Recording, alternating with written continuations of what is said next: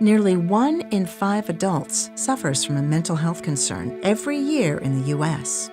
Mental health concerns are as common as physical health concerns. Yet stigma and fear can prevent people from getting the help they need and hold back others from helping those who need support. When I was first diagnosed, I thought, well, I know people, these people know me, I can tell them that I have bipolar disorder and anxiety, but once I told them, many of them just disappeared from my life. I knew people down at Portland State who I'd worked with on some events and some things, and I told them, and they'd be walking down the sidewalk toward me, and I know they saw me, and they'd just cross the street, walk by like I wasn't there, just not acknowledge me. And so I learned quickly that there is a stigma, and that it was best for me to just not say anything to anybody.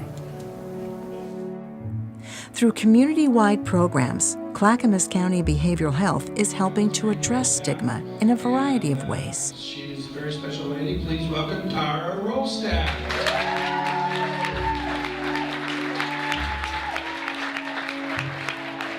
You know what, I'm excited about doing comedy like this on behalf of mental health, because I feel like mental illness is kind of where cancer was back in the 70s. Not that I was alive back then. But I've heard, you know, people would talk about cancer, they'd be like, did you hear about it? She has the cancer. And now, it doesn't matter if it's breast cancer, uterine cancer, prostate cancer, we're talking about it at the Walmart with a cashier. It doesn't matter the private part, unless it's our brains, unless it's mental health. And we're right back at, did you hear that? She has the bipolar. He has When it comes to mental health, you may not think it's a laughing matter, but through comedy, many find their strength. It was 5 years ago that David Grenier, who founded Stand Up for Mental Health in Canada, taught a class down here.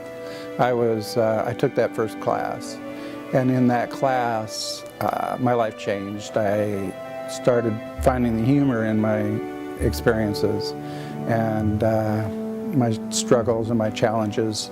And finding that humor all of a sudden gave me some power over those experiences rather than them having power over me. It transformed my life, and I found I had a knack for teaching and for writing comedy. And so I continued doing that Stand Up for Mental Health down here, and I see that same transformation happen with other people every class I teach. I am very open-minded. I try to be very respectful of everyone's lifestyle choices. You know what I'm talking about. Introverts. I never would have thought I would be doing stand-up comedy, let alone about something like mental health or mental health awareness. But Dave Mowry met me at a training one day, and he said, you're funny, you should join this class. And it has been the most amazing stress relief. It's been the most amazing way for me to advocate for my girls and for the community. And it is incredibly fun when we can stand up in front of people and share the really hard crap that we've been through and make them laugh about it. That's a good day. Opening the lines of communication and dialogue, especially within the faith community, can be a difficult barrier to cross. Shattering Stigma with Stories, Mental Health and Faith Communities is a powerful one-day conference designed to provide a deeper understanding of life with mental illness, as well as increase confidence in attendees' abilities to respond compassionately and effectively to those who live with mental illness and their families or friends. I have found in my own experience, I'm a really open person, and when I talk about it, it's amazing to me how many people have come to me and talked about what they're going through and the fact that they've been afraid to reach out. We have to stop being afraid to talk about this. It's a health issue, and reach out, get help. There are so many amazing organizations that will help you, and if you don't reach out and get that help, you're never gonna get out of that place of feeling isolated and hopeless. Mental health issues and stigma don't stop at Clackamas County's borders. Working together, Clackamas, Multnomah, and Washington counties are building the knowledge, skills, and confidence of people from all walks of life to help others. Get Trained to Help. Mental Health Matters for All trains community members in first aid for mental health emergencies and to prevent suicide. With the help of skilled, qualified trainers, you can become a part of a growing community of people who are getting trained to become a mental health first aid responder through local workshops and trainings. If we can give basic information to everyone, we can create this community of citizen responders that notice when things go off course for someone and have the words to help move them toward the right level of support that they might need. Think about what the change that would make in a community. I think mental health first aid is a really special program. It teaches people a different way of seeing things and helps people understand a different way of helping people who may be in a mental health crisis. In some ways, it's common sense for people that work in the mental health field, but for people outside of that, it just really helps to show them that there are ways to work with, to talk to people that are having a mental health crisis that won't exacerbate the problem. They don't need to be afraid of it. They can help it. We're fighting stigma by saying that, mental health conditions are treatable and there's good support out there, and if our communities have language to use and a shared meaning and understanding around mental health conditions, this doesn't have to be something we don't speak about anymore. This can be as common as talking about heart disease or diabetes or cancer. And it really is a change the world kind of thing. Youth mental health first aid workshops are a special component of mental health training that is available to anyone connected to a young person ages 12 through 18. It's the mental health that seemed like it was really so important to find resources for and be able to connect our kids to those resources and preferably bring them into this school. I just think it's a real gift to have this access for our kids and adults to have training and strategies around how to help students with suicidal ideation or with depression and how to interact with them, and that it's okay. We don't leave it taboo anymore.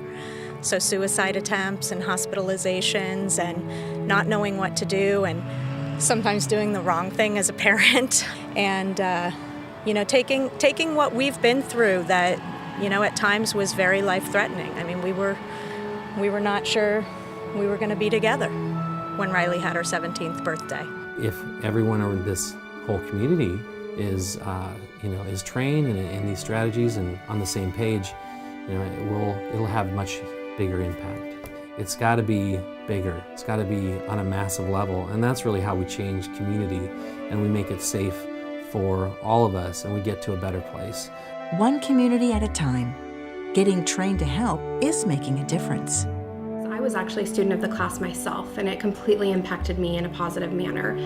We deal with people with all kinds of needs here at the center, and they vary. There's a wide variance. But the one that I didn't feel educated on personally or felt like I had a lot of knowledge about was mental health resources and needs in regards to people that are suffering, people whose family members are suffering from a mental illness, and they also didn't have the answer. So I knew first and foremost that I needed more information and more education about it. So I was able to take the class, and it was so wonderful. I just can't speak enough about the actual program itself, the instructors, and what it did for myself, and then our client service rep as well, who also took the class. Bringing it to Molalla just expanded that more, because it's wonderful that we now have some information and resources, but the more people who have them, the better. The more people who have truly those tools to use that you learn in the class, the better they'll be brought to the community when those times of need come up. If you'd like to know more about getting trained, you can visit gettrainedtohelp.com. Here you can learn about the different classes offered and register for a class near you. If we were able to remove stigma against mental illness, we would see people living whole lives. People would stop hiding in the shadows. People would stop suffering in silence. And the people with a mental illness are just regular folks. They are regular people. They have They have a sense of humor, they have stories, they have compassion, they are good neighbors, good friends, good family members. And it would be just more of these people being allowed to live their full lives without having that fear and the reality of the stigma and discrimination that people with mental illness face so much of the time. I believe that mental health really does matter for all of us, and I support initiatives that normalize mental illness and empower community members to feel capable intervening with people to offer them help and hope. And so I invite you to participate with us and be part of this initiative to make Clackamas County a happier and healthier community.